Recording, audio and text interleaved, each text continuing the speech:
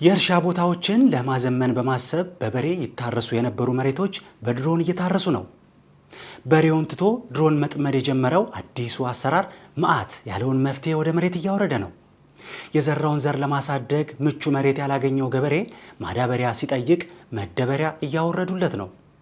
ለዘመናት ከሰማይ ዝናብ ሲጠብቅ የነበረው ገበሬ ያልጠበቀው ነገር እየዘነበበት ሲሆን በከፍተኛ መጠን ጉዳት እየደረሰበት ያለው ሰብል ትኩረት ካልተሰጠውና በጊዜው መታረም ካልቻለ ወደፊት የሚበቅለው እህል ቂም የያዘ ነው።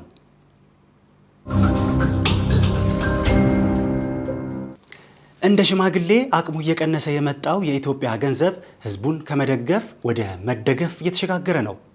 በእድሜ ወጣት የሆነው አዲሱ ገንዘብ እንኳን መኖር ከብዶታል። ከፍ ብሎ ለመራመድ ጉልበት ያጣው የኢትዮጵያ ብር በዝግታ በመራመዱ ችግር እየቀደመው ነው። ወይ ኑሮ አላኖረ ወይ ሞቶ አልቀበር ነው የተባለለት ገንዘብ ለመነሳት ከሚጥረው ለመሞት የሚያጣጥረው ይበልጣል።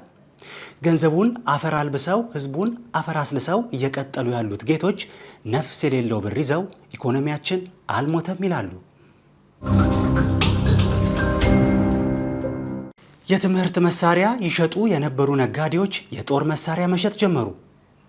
እርሳስ ከሚቀበሉ ይልቅ እርሳስ የሚያቀባብሉ ተማሪዎች እየበዙ በመምጣታቸው ወጣቶች ትምህርት ቤት ቁጭ ብለው ጦርነት እያጠኑ ነው።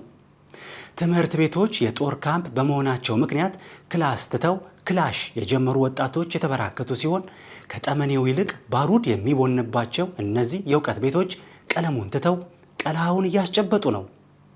የጦር መሳሪያ በመሸጥ ኑሮውንም የሰው ህይወትም የሚገፋው መሳሪያ ነጋዴ ዘና ቢዝነስ አነጋግሮታል።